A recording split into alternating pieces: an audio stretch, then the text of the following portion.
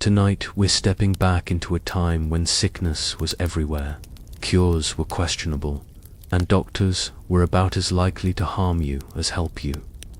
Welcome to the world of medieval medicine, a place where the tools were crude, the theories were baffling, and survival depended less on science and more on luck, prayer, and maybe a strong stomach.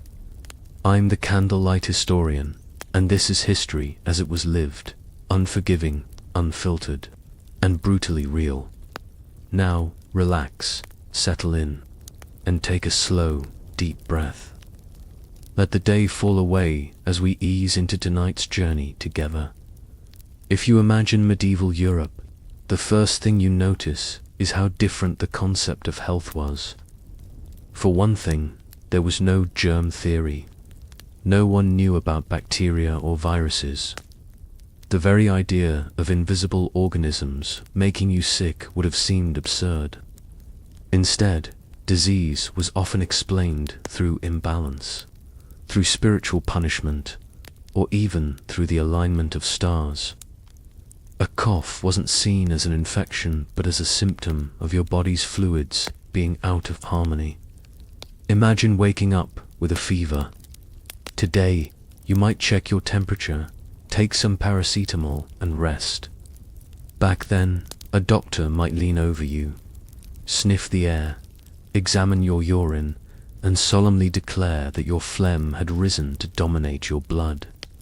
A course of treatment might involve bleeding you until you were weak, giving you a strange concoction to vomit out corrupt humors, or recommending prayer to Saint Roch, patron saint of plague victims. None of these had much to do with curing you, though if you survived, the doctor might take the credit. The atmosphere of the Middle Ages was full of illness. Plagues swept across villages, dysentery struck households, fevers lingered for weeks. Life expectancy was short, not only because of war or famine, but because a toothache could easily kill you. What we consider mild infections today were genuinely life-threatening in a world without antibiotics. Even childbirth was a gamble, with mothers and babies often not surviving the process. And yet, people still trusted their doctors. After all, what other choice did they have? Without modern science, even the most bizarre explanation seemed rational. If a learned man in a robe told you your sickness was caused by too much blood in your body, you might nod and accept the advice to have it drained. Better to try something than nothing at all. But this lack of understanding gave rise to strange and sometimes terrifying practices. If you were standing in a crowded street in London or Paris, you might see a physician walking by in their long robe, clutching a book of Galen's teachings, quoting wisdom from the ancient Greeks. You might also see a barber surgeon cheerfully displaying a bowl of fresh blood, advertising his skill at bloodletting. You might see a monk prescribing prayer and pilgrimages. The marketplace of medicine was noisy, confusing, and often contradictory. What's striking is how long these ideas lasted. The theory of the four humours, which we'll explore in more detail soon, was already ancient in medieval times, but it clung on for centuries. Doctors clung to tradition because it gave them authority, and because admitting ignorance wasn't really an option. To question Galen or Hippocrates, the giants of classical medicine, was to risk being dismissed as unlearned or even heretical. Better to repeat old wisdom, even if patients kept dying, than to suggest something radical, like maybe disease is contagious. The medieval doctor's toolkit reflected this. There were scalpels and saws for surgery, certainly, but also leeches kept in jars, herbs bundled in pouches, and prayer books kept close at hand. Diagnosis might involve tasting your urine, yes, literally tasting it, or carefully examining its color against a chart. Some believed that different shades of yellow or red revealed hidden truths about your insides. Others prescribed simple remedies like honey, vinegar, or garlic. At times, these worked by accident. Garlic, for example, has mild antibacterial properties, but it wasn't because of any medical theory. It was sheer chance. You might think you'd do better if you lived then. You might imagine keeping your distance from questionable doctors, relying instead on rest and herbs. But remember, the very environment was stacked against you. Dirty water flowed through the streets. Rats carried fleas that carried disease. Hygiene was not a word anyone thought much about. Washing hands between patients, that wasn't even on the horizon. A doctor could go from lancing a boil to delivering a baby without so much as wiping the knife. The result was predictable. Infection upon infection, wounds that never healed, and epidemics that spread like wildfire. If you managed to live past childhood, avoid the plague, and escape the battlefield, you were already considered lucky. A doctor might help you through a fever or a wound, but he might just as easily speed up your decline. And still, there's something almost admirable about it. These people lived in a fog of misunderstanding, but they tried. They watched. They experimented. They clung to the knowledge of the ancients. Their treatments may sound absurd to us, but to them it was the closest thing to order in a chaotic, unpredictable world. In their own way, medieval doctors were both dangerous and indispensable. They couldn't explain illness, but they gave people hope. As the candle burns low in your imagination, picture yourself in a medieval town. The streets are narrow, the air thick with the smell of smoke, livestock, and humanity. You hear a bell ringing to announce a doctor's arrival. A family hurries to call him in. Their child is feverish. The doctor nods gravely, mutters about imbalances, and begins his work. You know, from your vantage point in history, that what follows won't be a cure. But for them, it was the best chance they had. If you wanted to understand medieval medicine, you had to begin with the idea of the four humours. These were not mythical forces or magical energies, but actual bodily fluids: blood, phlegm, black bile, and yellow bile, according to physicians from ancient Greece, whose works were carried faithfully into the Middle Ages. Your health depended on these four substances staying in balance. Too much of one, not enough of another, and your body would rebel. To us, it sounds like pseudoscience, and it was. But in a world without microscopes or lab tests, it had a certain elegance. For simple elements, easily understood, that explained everything from a runny nose to a raging fever. You didn't need to know about bacteria or viruses. You just needed to imagine your body as a kind of temperamental stew pot, sometimes simmering gently, sometimes boiling over. Each humour was also linked to personality. If you had an abundance of blood, you were said to be sanguine, cheerful, lively, maybe a little too energetic. Too much phlegm made you phlegmatic, calm, slow, and perhaps lazy. Black bile was associated with melancholy, the tendency to brood, and despair. Yellow bile created a choleric temperament, fiery, irritable, and quick to anger. So, when a medieval doctor looked at you, he wasn't just diagnosing your illness, he was explaining your personality, your moods, and even your destiny, all through the lens of fluids you couldn't see. Imagine catching a cold. You're sneezing, coughing, your nose is running. To a medieval physician, the answer is obvious. Excess phlegm. You are literally oozing it out. The cure might involve drying foods, a shift in diet, or even a purgative to help rid the body of what was seen as excessive dampness. On the other hand, if you were red-faced, feverish, and irritable, the doctor might say your yellow bile was in control, heating the body like an internal fire. A course of cooling remedies, cucumbers, perhaps, or bloodletting, would be prescribed. The humors also extended to the seasons. Spring was associated with blood, summer with yellow bile, autumn with black bile, and winter with phlegm. Diseases, doctors believed, were more likely when the season inflamed the humor most in tune with it. Too much heat in the summer could bring fevers. Too much damp in the winter could bring colds.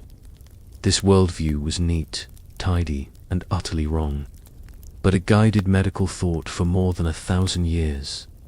If you were standing in a medieval sick room, you'd see these ideas play out. A patient with headaches might be told their black bile was overwhelming their system. A prescription could involve foods thought to counteract that humor, or even bleeding to remove the excess. Someone who felt sluggish might be given spicy herbs to stir up heat and bring balance. Everything was about restoring equilibrium, not killing germs or healing tissue. What's fascinating is how doctors linked humors not only to health, but to the universe. Just as the cosmos was seen as a delicate balance of elements, so too was the body. To be sick was to be out of alignment with the natural order. Medicine, therefore, was not just about healing. It was about restoring harmony between you, your body, and the world around you. There's a certain poetry to it, even if it didn't work. Of course, the treatments designed to restore this balance often did more harm than good. If you had too much blood, doctors would bleed you. If you had too much phlegm, they might induce vomiting. If you suffered from melancholy, you might be given bizarre diets or even subjected to terrifying purges. People went along with it because the theory seemed sound. If a pot boils over, you remove some liquid. If the body is boiling with fever, you take away some blood. Simple logic, even if it left patients weaker and closer to death. You might think of this system as a kind of medieval personality quiz. Instead of asking whether you prefer quiet nights in or lively parties, it asked whether you were governed by blood, phlegm, black bile, or yellow bile. And instead of suggesting a career path or romantic partner, it suggested whether you needed to be bled, purged, or simply told to avoid garlic. Strangely enough, it wasn't entirely useless. Some of the recommended diets, more vegetables, fewer heavy meats, could occasionally improve health. But these benefits were more accident than science. What strikes you most, if you put yourself there, is how much authority this theory gave doctors. They weren't just healers, they were interpreters of the human body and the human soul. To say you were melancholic wasn't just to diagnose you, it was to describe your very nature. A person who was sad or anxious wasn't suffering from depression as we'd see it today. They were weighed down by black bile, and their outlook on life was written into their very fluids. Picture a scholar in his study, hunched over a parchment. He writes carefully in Latin about how a patient with flushed cheeks should be treated with cool, moist foods to balance hot, dry bile. Outside his window, peasants struggle with fevers, coughs, and injuries. The theory might sound detached from reality, but for centuries it was the reality of medicine. Doctors learned it, repeated it, and passed it on until the idea became as much a part of daily life as prayer or harvest. In a way, the four humors made sense of a confusing world. Illness was everywhere, sudden and inexplicable. Rather than admit that no one knew why, physicians could point to this neat system and claim an answer. And in times of suffering, people didn't just want cures, they wanted explanations. If you were bedridden, it was oddly comforting to hear that you had too much of one humor and that balance could be restored. Even if the cure hurt, the theory gave meaning to your misery. And so, the humors ruled medicine, guiding everything from the food you ate to the blood you lost. As we drift further into this world, we'll see the strange tools and treatments doctors use to keep this balance in check. Instruments and practices that might make you shudder now, but which were, to them, the cutting edge of care. If there was one treatment that defined medieval medicine more than any other, it was bloodletting. The logic was simple enough. If health depended on balancing the four humors, then clearly too much blood could cause disease. The cure was to let some of it out. Easy, direct, and to the medieval mind, entirely rational. Picture yourself lying in a dimly lit chamber, the heavy scent of herbs and candle smoke filling the air.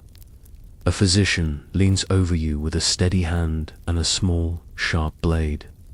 A vein is pricked, a bowl placed beneath your arm, and the dark liquid of life begins to flow. To the doctor, this is not barbaric, it is elegant.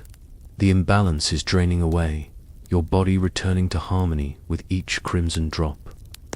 To you, it feels rather like weakness flooding in. Leeches with a gentler option, if you can call it that.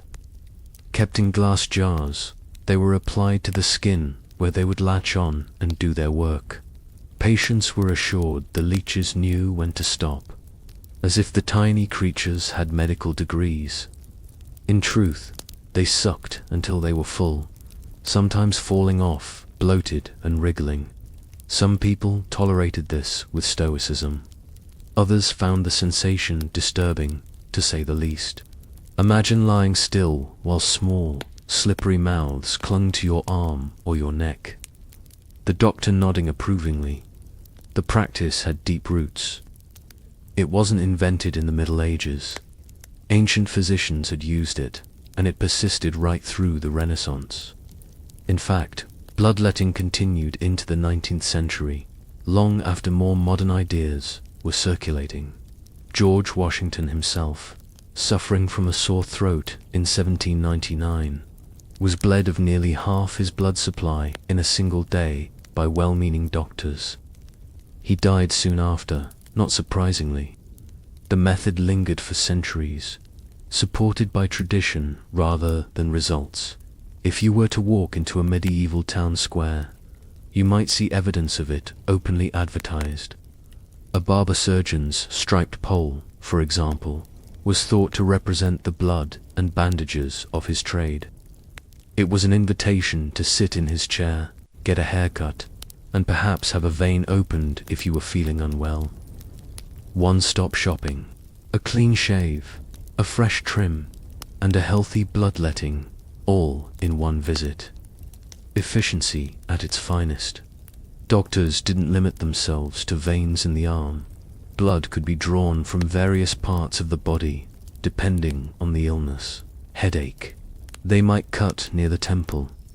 Sore throat, perhaps the neck. Stomach pains, somewhere lower down. It was a map of imagined connections, where different veins were linked to different ailments. Charts existed showing which veins should be opened for which complaint. These were consulted with the same seriousness we might consult a prescription label today. Of course, the results were mixed. Some patients felt temporarily better, but not because the illness had been cured. Losing blood could sometimes lower a fever or reduce pressure, but it also left people pale, faint, and vulnerable to infection. Repeated bleedings could turn a mild illness into a fatal decline. And yet, if a patient died, the doctor could always insist the imbalance had simply been too great to fix. The treatment was never blamed. Leeches, for their part, were seen as almost miraculous. Their bite contained a natural anticoagulant that kept blood flowing freely. Something medieval doctors noticed, even if they didn't understand why. So the little creatures earned their place in the medical toolkit, clinging silently while patients endured their attentions. Some doctors even kept specialized leech jars, decorated and well cared for, as a mark of their profession. Imagine the experience from the patient's perspective. You arrive, feverish, weak, perhaps scared. You sit on a rough stool, while a man in a long robe ties a cloth around your arm. You feel the sharp sting of metal or the cold, slimy touch of a leech. The room smells of sweat and damp straw. Outside, life in the village continues, but here, time stretches out with each slow drop into the bowl. You hope you will feel better. You hope your trust has not been misplaced. Bloodletting wasn't only for the sick. Some people underwent it as a preventative measure, believing that releasing blood at regular intervals would keep the humors balanced and illness at bay. It was the medieval equivalent of a wellness routine, like taking vitamins or going for a jog. Instead of leafy greens and yoga mats, they had bowls and blades. It wasn't all guesswork, though there was a certain observational logic. If someone had a swollen, inflamed wound, draining it sometimes did relieve pressure. If someone had a fever, removing blood cooled them slightly. These rare successes reinforced the practice, convincing doctors they were on the right path. But in reality, they were often treating symptoms, not causes, and sometimes making matters far worse. The sight of a fresh bowl of blood was oddly reassuring to both patient and doctor. Something had been done. The illness had been confronted. Action had been taken. In a time when medicine was so uncertain, visible results mattered. A lighter body, a calmer pulse, even a fainting spell, these could all be read as signs that the treatment was working. Looking back, it is hard not to shudder. Yet the persistence of bloodletting speaks to how deeply people wanted control over their health. In a world where disease seemed arbitrary and merciless, draining blood gave the illusion of order. It was tangible, it was measurable, and so, for centuries, it was medicine's first answer to almost every question. If you were feeling unwell in a medieval town, there was another figure you might turn to besides the physician, the barber surgeon, his red and white striped pole. A familiar symbol, even today, stood outside as a proud advertisement of his trade. But in the Middle Ages, that pole meant more than a quick haircut and a neat shave. It meant bloodletting, tooth extractions, and even minor surgery, all performed by the same steady hand that trimmed beards and sharpened razors. The barber surgeon was, in many ways, the practical alternative to the bookish physician. Where the physician read Latin texts, consulted astrological charts, and spoke loftily of humors, the barber surgeon worked with knives, saws, and strong arms. He was the one called upon to lance a boil, set a broken bone, or amputate a gangrenous limb. The work was messy, brutal, and often performed without much ceremony. But it was work that needed doing, and someone had to do it. Picture his shop. The chair, familiar enough for haircuts, doubled as a surgical seat. Towels stained with blood hung nearby. A shelf displayed gleaming razors alongside crude surgical tools. Bowls waited to catch blood from patients who came for a quick letting. If you were there for a shave, you might find yourself sitting next to someone moaning as their tooth was pulled. The line between grooming and medical care was blurry, and customers accepted it as normal. Toothaches were among the most common complaints. Without dentistry as we know it, a rotting tooth could cause agony. The barber surgeon's solution was simple: remove it. A pair of iron forceps, a firm grip, and a sharp yank. Painful, yes. Dangerous, often, but it was relief of a sort. If the tooth broke, leaving roots behind, infection could set in.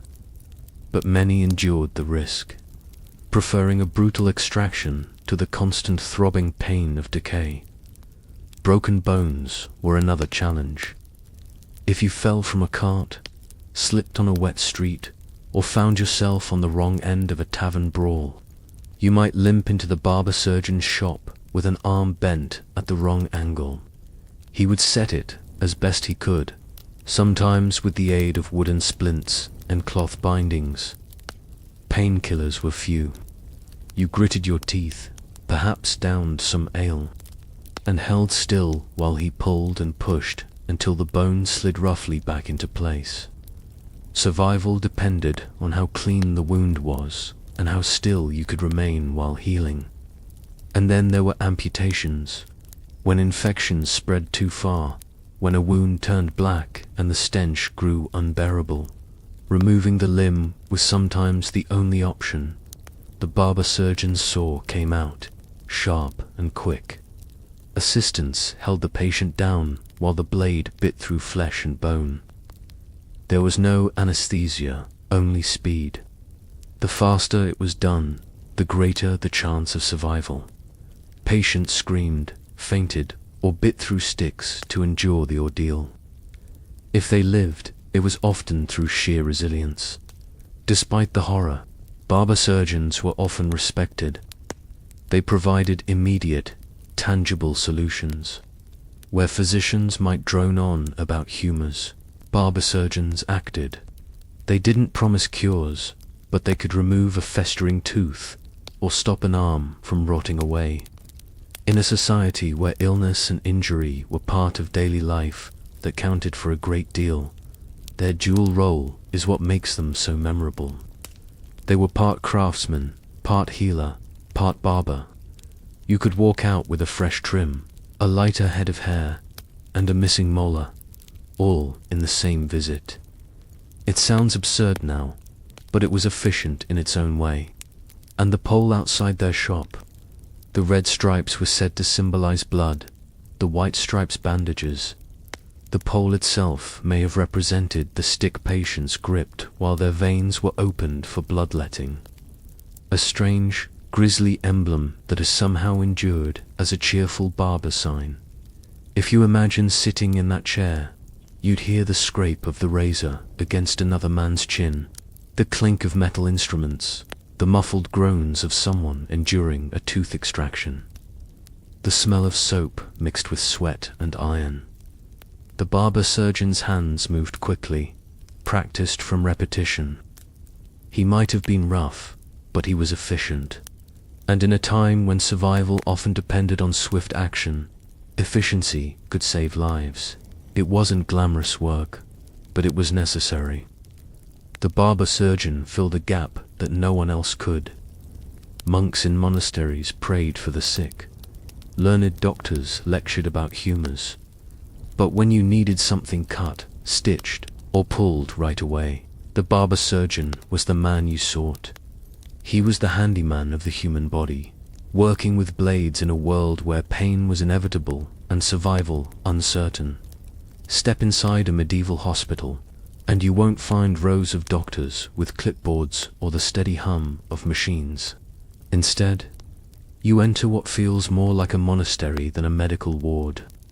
Beds line the stone walls, straw mattresses covered with simple linens, and the air is heavy with the scent of incense and herbs. Candles flicker, casting shadows across wooden crucifixes. This is not a place of cutting-edge medicine. It is a place of faith, prayer, and quiet endurance. Hospitals in the Middle Ages were usually run by religious orders. Monks and nuns tended to the sick, offering food, shelter, and comfort. Healing the body was important, but healing the soul was paramount. Illness was often seen as a spiritual trial, a test of faith, or even a punishment for sin. The role of the hospital was as much about preparing you for death as it was about helping you recover. A bed here came with prayers, blessings, and often a reminder to confess your sins, just in case. Imagine lying in one of those narrow beds. A nun in a dark habit moves softly past you, whispering a prayer under her breath. She places a cool cloth on your forehead, scented faintly with lavender. Another brings you a small bowl of broth, thin but warm. The care is kind, gentle, and deeply spiritual. Yet, if your illness is severe, There's little in the way of actual medicine to save you. The comfort you receive is real, but the chances of survival depend more on luck and resilience than treatment. These institutions weren't designed to be hospitals in the modern sense. They were more like almshouses, offering shelter to the sick, the poor, and travelers. To be taken in was a blessing, but also a recognition that you were gravely ill. Many who entered never walked out again. For them, the hospital was the final stop, a place to die surrounded by prayer rather than alone at home. Of course, that doesn't mean no treatments were offered. Herbal remedies were sometimes administered, poultices applied, wounds cleaned as best as possible. Honey might be spread over a sore to draw out infection. Wine poured into a wound to cleanse it. Some of these treatments worked better than the doctors knew, honey and wine having mild antibacterial properties. But these successes were small compared to the scale of disease that swept through Europe. The rhythm of life in a medieval hospital was shaped by the church. The day began and ended with prayers.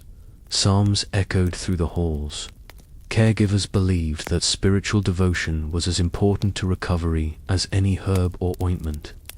For patients, this constant atmosphere of faith could be comforting or unnerving, depending on how close they felt to the edge of death.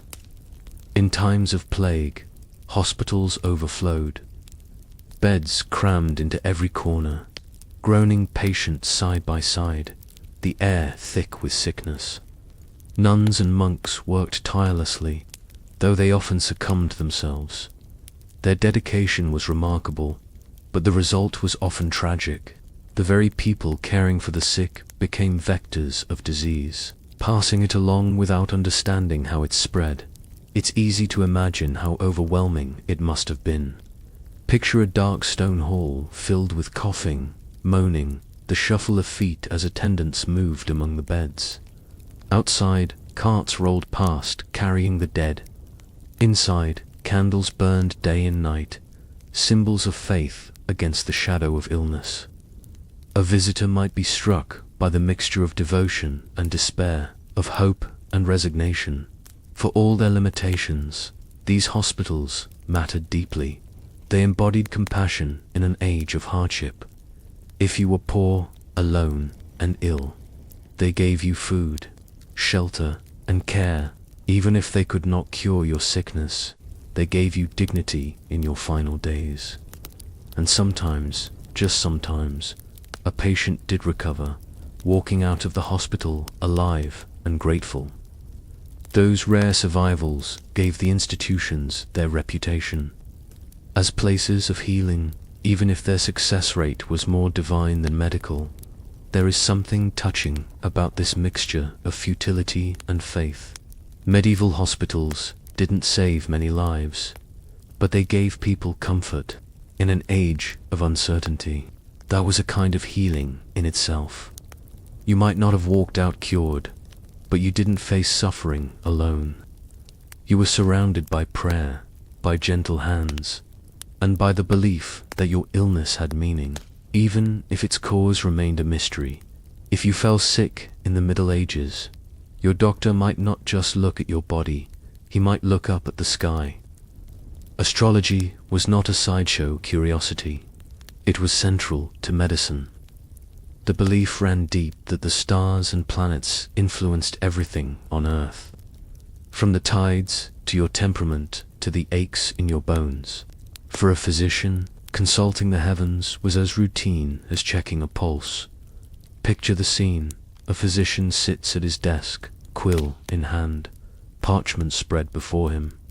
A patient waits anxiously nearby, pale and feverish. The doctor, however, is not studying the patient, but a chart of the zodiac. He mutters about Saturn being in opposition, or the moon in a damp sign. Only after finishing his calculations does he turn to the patient with a serious expression. The stars, he declares, have much to say about the illness. This reliance on astrology might seem quaint, even laughable now, But to medieval minds, it was entirely logical. If the heavens ruled the earth, then of course they ruled the body too. Each humor, each organ, even each vein was thought to be under the influence of a celestial body. The liver might be governed by Jupiter, the heart by the sun, the brain by the moon. When a doctor planned a treatment, he considered not just the symptoms, but the positions of these distant bodies. Timing was everything. Certain procedures, like bloodletting, were thought to be more effective when performed under the right astrological conditions. Charts were consulted to choose the safest day, even the safest hour, to open a vein. To ignore the stars was reckless, like sailing without a compass. A patient who insisted on immediate treatment might be told firmly that the heavens advised patience. Imagine the frustration. You're writhing with pain, begging for relief, but your doctor insists that Mars is in the wrong house, and the operation must wait until next week. To him, it's not superstition, it's good practice, as real and necessary as checking your blood pressure today. Astrology also offered explanations for personality and destiny. A child born under a certain constellation was thought to carry the traits of that star throughout life.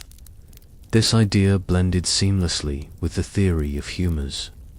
Your excess of black bile might be blamed not just on diet or season, but on the heavy influence of Saturn.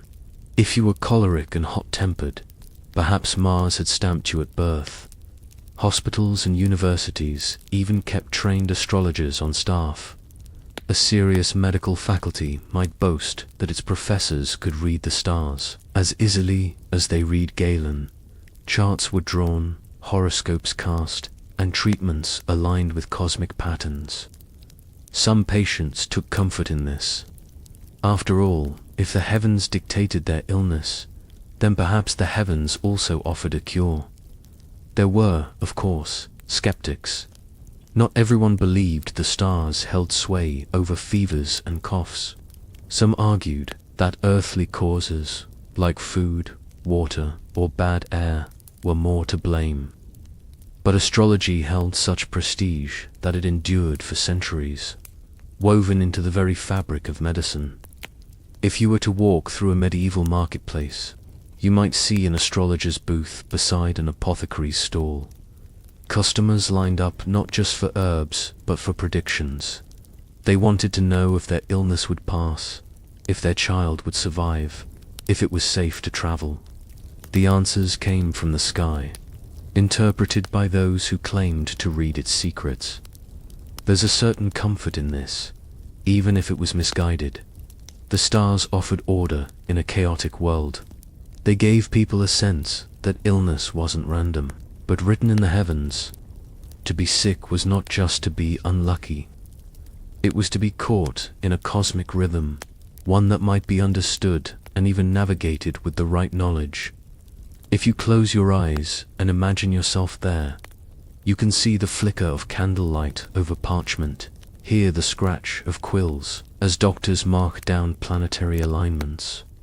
Outside, the night sky stretches clear and brilliant, stars gleaming in their ancient patterns. Somewhere, a patient waits, hoping that Jupiter or Venus will bring them relief. It is strange, perhaps, but also oddly human. Faced with mystery, people searched for meaning wherever they could find it. And in the medieval world, the meaning of sickness was written in the stars. When plague swept across Europe, medicine faced its darkest test. The Black Death of the 14th century killed millions, and no doctor, however confident in his charts or humors, could explain it. Out of this terror came one of the most memorable figures of the medieval world, the plague doctor. You've probably seen the image before. The long dark robe, the wide-brimmed hat, the staff held at arm's length, and most of all, the eerie beaked mask. To modern eyes, it looks theatrical, almost like something from a costume ball. But to contemporaries, it was a shield against death. The beak was packed with herbs, vinegar-soaked sponges, or perfumes thought to purify the air. Doctors believed that plague spread through miasma, bad air filled with corrupt vapors. If you could filter the stench, you might filter the sickness. Picture the scene: narrow streets in a city, the air heavy with the smell of decay. Carts roll by carrying bodies. Bells toll constantly. Families bar doors in fear. Through the chaos strides a plague doctor, his mask turning heads, children clutching their mother's skirts in fright. He looks more like a bird of ill omen than a healer. And in a sense, that's exactly what he was, a grim reminder of the sickness all around. The role of plague doctors varied. Some were trained physicians, others were simply hired by towns desperate for any help. Their duties included treating the sick as best they could, but also recording deaths, examining corpses, and sometimes even performing autopsies. They were as much notaries as healers, cataloguing the devastation. Payment was often arranged in advance, sometimes with a promise of immunity from lawsuits if patients died under their care. A wise precaution, since most of them did. The treatments they offered were grim. Some involved lancing the large, painful buboes, the swollen lumps that appeared in the armpits or groin. Others applied poultices of herbs or mixtures of vinegar and rose petals.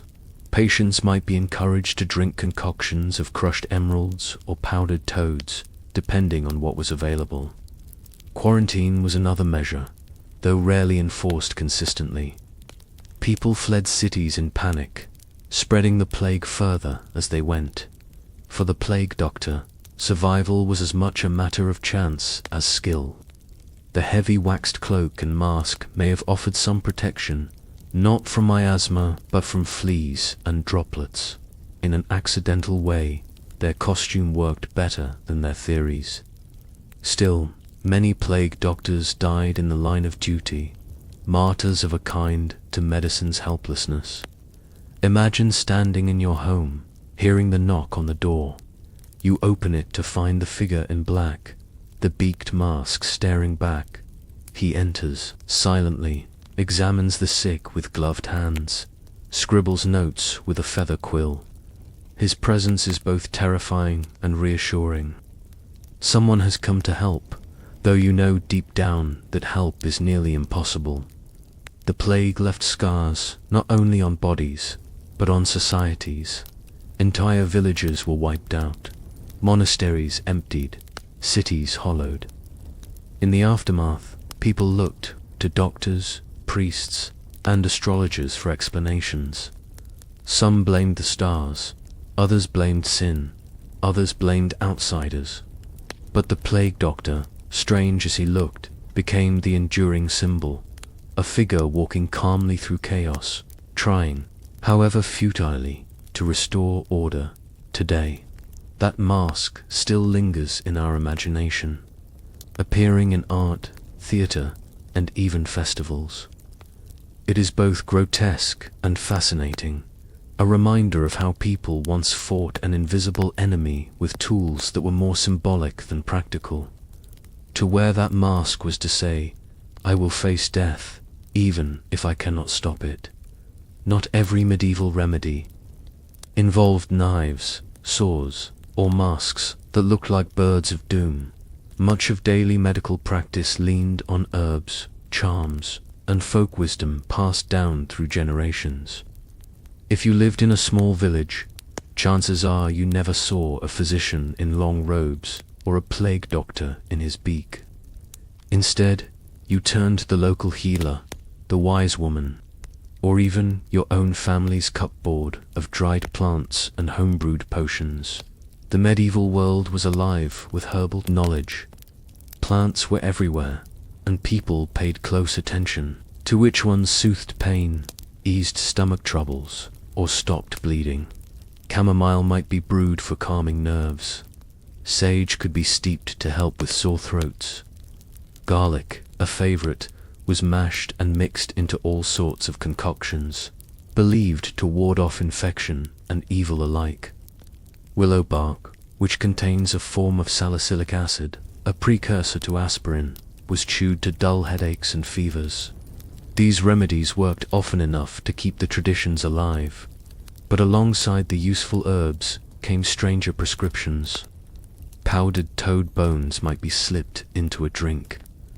Crushed pearls could be added to a mixture for their supposed purifying properties. Ground-up mummies, imported at great cost from Egypt, were sold by apothecaries as a cure for almost anything.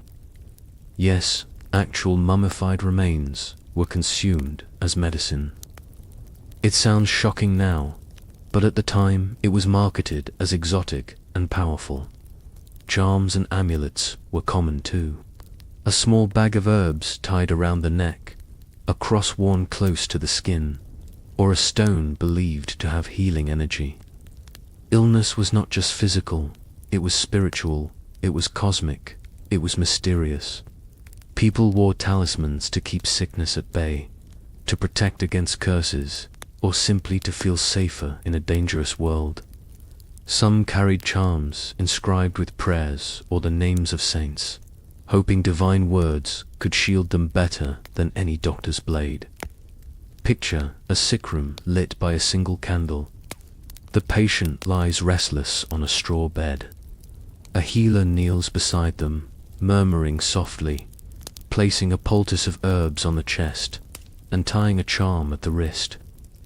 The air smells of rosemary and thyme, pungent and earthy. The gestures are gentle, deliberate, full of care. Whether they cured the illness or not, they gave comfort, and that in itself mattered deeply. Many folk remedies were built on the principle of like cures. If you suffered from jaundice, a disease that turned the skin yellow, you might be given yellow flowers to eat. If you had nosebleeds, you might be given red plants or stones resembling drops of blood. Symbolism guided treatment as much as observation. Sometimes it was effective, sometimes completely absurd, but always rooted in the belief that nature offered clues to healing. The line between medicine and magic was thin. A charm whispered over a wound might be as important as the salve placed on it.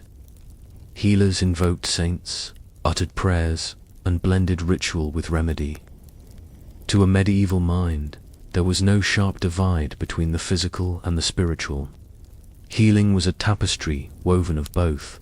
Of course, not everyone approved. The church kept a wary eye on folk healers, especially women who wielded too much influence. Some were respected, but others were accused of witchcraft if their remedies seemed suspicious or if patients died. Despite their efforts, in times of fear, the same hands that once gave herbs might be tied in chains. Yet despite suspicion, these remedies persisted.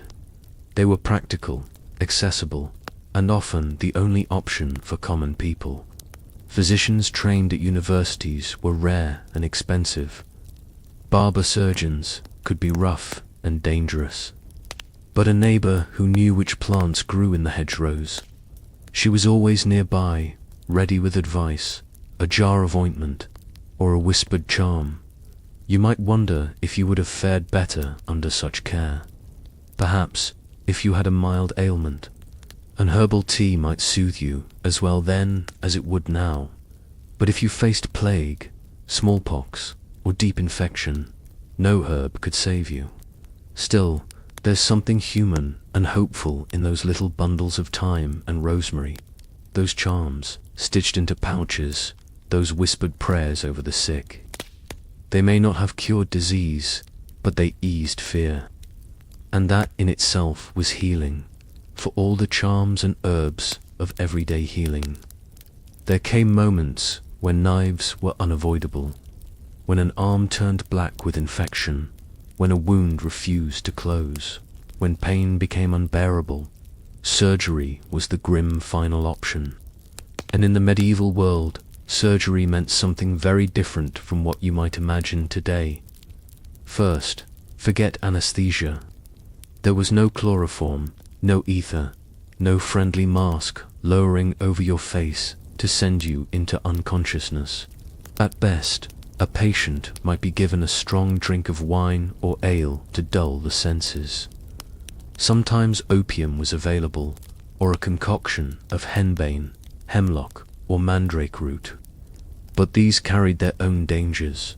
The line between enough to ease pain and enough to kill was razor thin.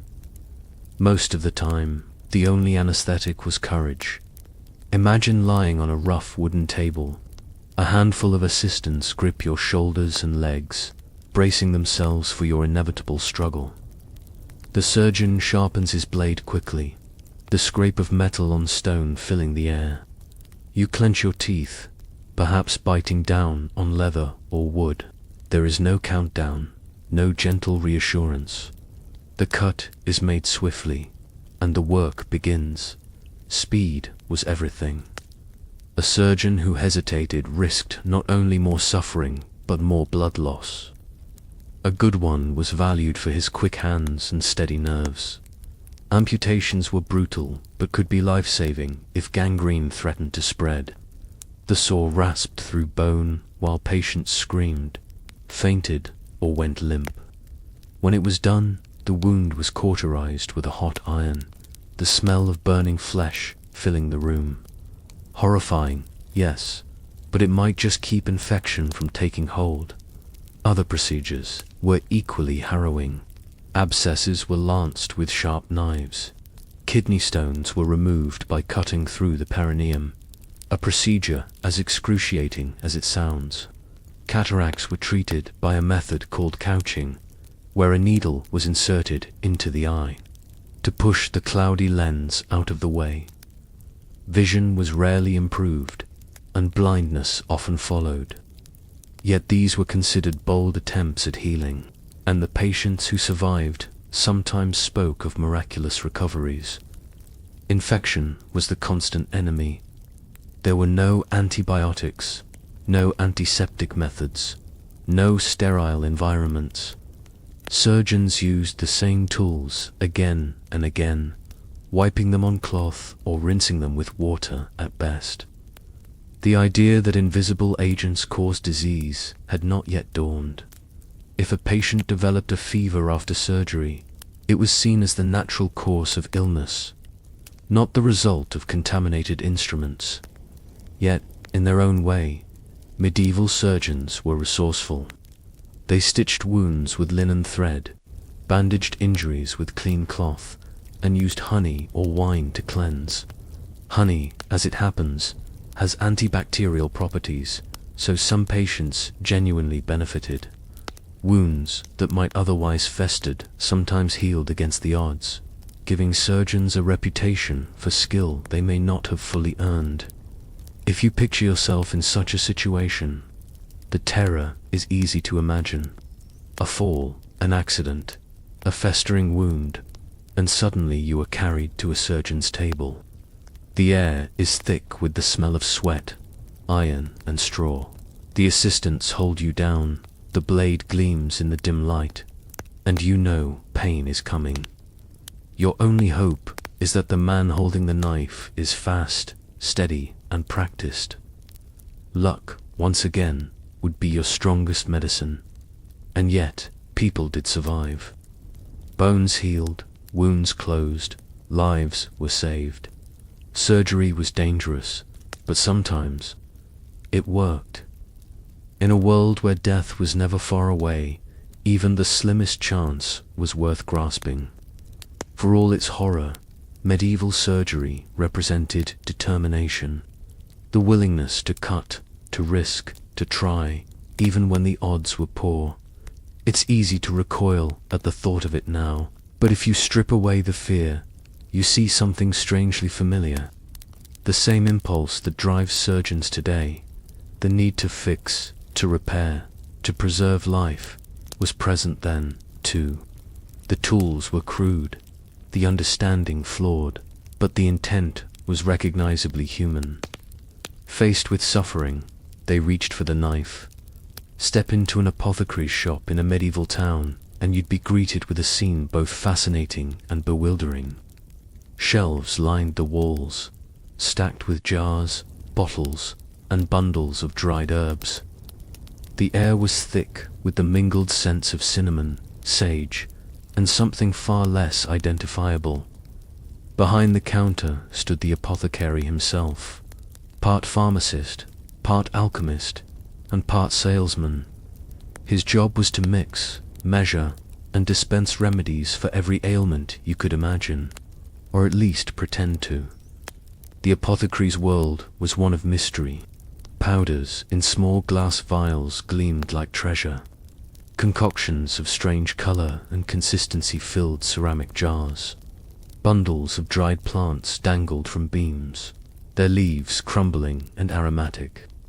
Here you might find simple remedies, like peppermint for stomach aches or lavender to soothe headaches. But alongside these, more exotic ingredients waited, saffron brought at great expense from distant lands, powdered coral, or even shavings of antlers ground into fine dust. And then there were the truly bizarre. Crushed pearls were mixed into drinks as a cure for fever. Powdered emeralds were said to purify the body. Ground-up mummies, imported from Egypt and sold at a high price, were touted as powerful medicine for nearly anything. The idea of swallowing human remains might horrify you now, but in the Middle Ages, it was sold as rare and potent. Apothecaries stocked it proudly, a testament to the far reaches of their trade. It wasn't all quackery. Some of the ingredients had real medicinal value, even if no one understood why. Willow bark helped reduce pain. Poppy seeds soothed and induced sleep. Honey, again, worked as an antiseptic. A skilled apothecary, experimenting and observing, might stumble upon combinations that offered genuine relief. But for every useful remedy, there were others that did little more than empty the customer's purse. The atmosphere of the apothecary's shop was one of promise.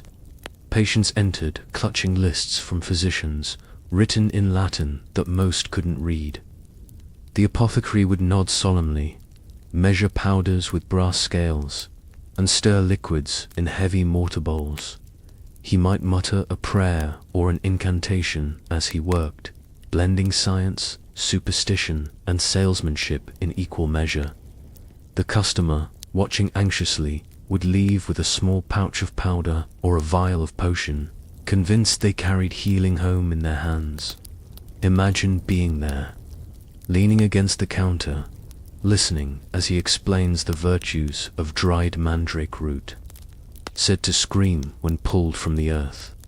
You glance around the dim shop, eyes catching on a jar labeled dragon's blood, which in truth is a bright red resin from a tree, sold under a name meant to impress.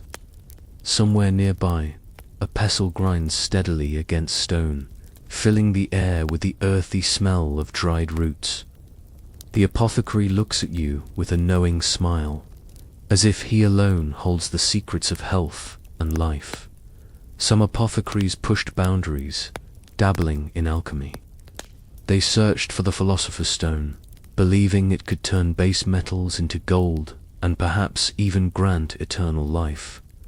Their experiments led to shelves cluttered with strange mixtures, bubbling vessels, and pungent fumes.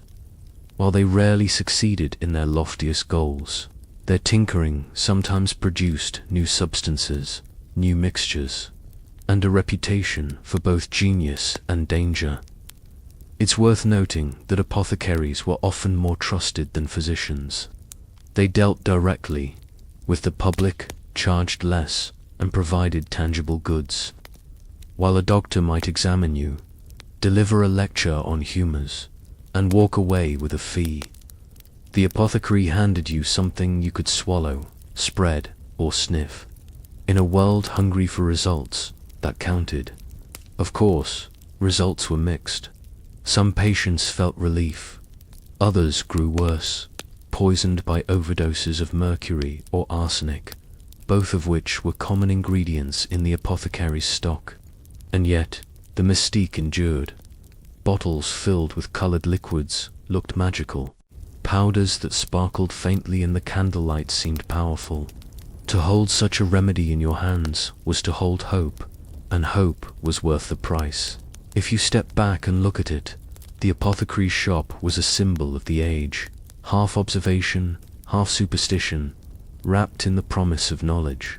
It smelled of rosemary, resin, and risk. And while many of its remedies wouldn't pass a modern test, the apothecary kept alive a tradition of mixing, measuring, and experimenting that would, centuries later, evolve into modern pharmacy. By now you can probably tell that the world of medieval medicine was crowded. There were physicians in long robes quoting Latin, barber surgeons with razors and saws, monks praying over patients, and apothecaries selling jars of powder and potions. Somewhere in this crowded marketplace of healing stood another group, the quacks and wandering healers. Some were charlatans chasing coin, others simply desperate men and women trying to do what little they could. And mixed in among them were the so-called learned doctors, who, despite their training, were often just as baffling in their methods. The difference often came down to money and status. University-trained physicians were part of an elite. They studied at places like Bologna, Paris, or Oxford, memorizing the works of Galen and Hippocrates. They spoke in Latin, wore long gowns, and charged fees well beyond what most peasants could afford. Their treatments might be as questionable as a barber's or healer's, but they carried the weight of authority. To hire such a physician was as much about prestige as it was about health. If you could afford one, it signaled your place in society. For everyone else, there were the alternatives. Wandering healers drifted from village to village, offering cures for a coin or two. They carried bottles of brightly colored liquid, jars of ointment, and sometimes relics or charms. Their sales pitches were theatrical, promising quick relief for any ailment under the sun. A toothache, a fever, a limp. All could be cured with the right draught or powder. Some were outright frauds. Others genuinely believed in their mixtures. Either way, their presence brought excitement to small towns and suspicion from the authorities. Quacks thrived where desperation thrived. In times of plague, famine, or war, when fear was high and real medicine scarce, people clutched at anything that promised hope. If a healer claimed to have discovered a rare herb that could cure the plague, many were willing to believe, at least, until it failed. And when it failed, the healer had often already moved on to the next town. Meanwhile, the learned physicians were not necessarily more effective. Their remedies were rooted in humors, astrology, and theories centuries out of date. They might arrive at your bedside, examine your urine, consult a chart, and prescribe bleeding or a diet of cold, moist foods. Their confidence was impressive, even if the results were often no better than chance. The line between legitimate medicine and quackery was thin. A physician might prescribe powdered emeralds, while a wandering healer sold ground-up stones from the roadside. One was respected, the other derided, but the difference lay mostly in robes, fees, and reputation. The wealthy sneered at quacks, while swallowing just as many strange concoctions from their physicians. Imagine yourself in a bustling medieval market. A man shouts about his miracle cure, holding up a vial of liquid the color of rubies. He promises it will cure gout, fever, and melancholy all at once. A crowd gathers, coins are exchanged, and the man pockets his earnings before disappearing down the road. A few stalls away, a learned apothecary sells powdered mummy with solemn dignity for 10 times the price. Both promise healing, both leave. Patients hopeful, both are unlikely to deliver. Still, these figures had their place. They filled the gaps left by the expensive physicians and the overworked monks. They gave people something to cling to, some action to take, some hope to hold. In a world where illness was constant and cures elusive, even false hope was valuable. What is striking, looking back, is how blurred the boundaries were. We tend to separate science from superstition, medicine from fraud. But in the Middle Ages, it was all one tangled web. Learned doctors, folk healers, apothecaries, and quacks all claimed to know the secrets of health. And patients, desperate and afraid, listened to them all in turn, hoping that somewhere, someone truly did. For all the rituals, theories, and tools of medieval medicine, one fact stood out. The patient often had better odds of surviving without the doctor's help. It sounds cruel, but many treatments weaken the body more than the illness itself. Bloodletting drained strength, purges dehydrated, surgeries risked fatal infections. Sometimes, resting at home with a bit of broth and luck gave you a better chance than any physician's visit. Life expectancy was short, but not always because people dropped dead in their 20s. Many died young from childbirth, childhood diseases, or infections that today would be easily treated. If you managed to live into adulthood and avoided major plagues or wars, you might survive into your 50s or 60s, which wasn't all that different from some eras much later. The real danger wasn't age itself, but the constant hazards of daily life. Bad water, rotten teeth, injuries that never healed, epidemics sweeping through without warning.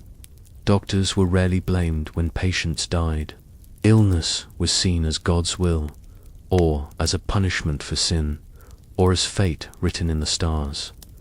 A doctor could prescribe bloodletting, herbs, or charms, and if the patient still perished, it was the will of heaven. This let medicine stagger along for centuries without much progress, repeating the same mistakes because failure was never really laid at its feet. And yet, there were glimmers of light. Some herbal remedies worked, even if no one knew why. Clean water and fresh air, when prescribed, did save lives. Simple practices like washing wounds with wine or honey helped prevent infection. The barber surgeon who set a broken bone well could give someone the chance to walk again. Amid all the superstition, there were real moments of healing. Imagine living then, knowing every cough or cut might turn fatal. You'd fear doctors almost as much as disease. And yet, you'd still call on them, because doing nothing felt worse. They couldn't promise survival, but they offered hope, and hope was priceless. In that sense, they were less scientists and more companions in suffering, standing beside their patients in the face of the unknown. Looking back now, it's easy to laugh at the idea of humors and astrology, or to shudder at the thought of surgery without anesthesia. But beneath it all was something familiar, the human desire to fight illness, to explain suffering, to bring order to chaos. Medieval medicine may have failed in many ways, but it was part of the long, stumbling journey that eventually led to modern science. If there's one lesson to take from it, it's relief. Relief that you don't live in a world where your sore throat would be met with a leech, or your broken leg with a saw. Relief that your doctor washes his hands and understands germs. Relief that medicine has moved from charms and bloodletting to antibiotics and anesthesia. For all its brutality and ignorance, medieval medicine laid the groundwork by asking questions and daring to intervene at all. So if you ever find yourself wishing you lived in a simpler age, remember the doctors. Remember the leeches, the saws, the star charts, the jars of powdered mummy. Remember that sometimes the best thing you could do for your health back then was simply to avoid the doctor entirely, and be grateful, deeply grateful, that today your odds of living longer than your physician are finally in your favor. Now, as we leave behind the dim halls of medieval hospitals and the crowded stalls of apothecaries. Let the images fade into the quiet of the present. The flicker of candlelight softens, the smell of herbs and incense drifts away, and the distant toll of church bells becomes only an echo in your mind. Breathe slowly, in through the nose and out through the mouth. Let the tension ease from your shoulders, as though you were laying down a heavy cloak you no longer need to wear. Picture yourself walking away from those dark streets, through a quiet meadow at dusk. The air is cool, the grass rustles softly beneath your feet, and above you the stars shine steady and calm. Each step carries you further from the clamor of suffering and the confusion of superstition, and closer to stillness. Imagine a small stream beside you, water trickling gently over smooth stones. The sound is steady, calming, like a lullaby written into nature itself. You find a place to rest near the stream. The ground is soft, the night air peaceful. The worries of the day, like the fears of sickness in another age, drift away. Here there is only quiet. Here there is only breath, steady and calm. Your body feels lighter with each exhale. Your thoughts slow, gentle as the flow of the stream. You are safe, you are warm, and the world outside can wait until morning. Let your eyes grow heavy. Let your breathing find its natural rhythm. The journey through history is done for tonight, and the only task before you now is rest. Sleep well and good night.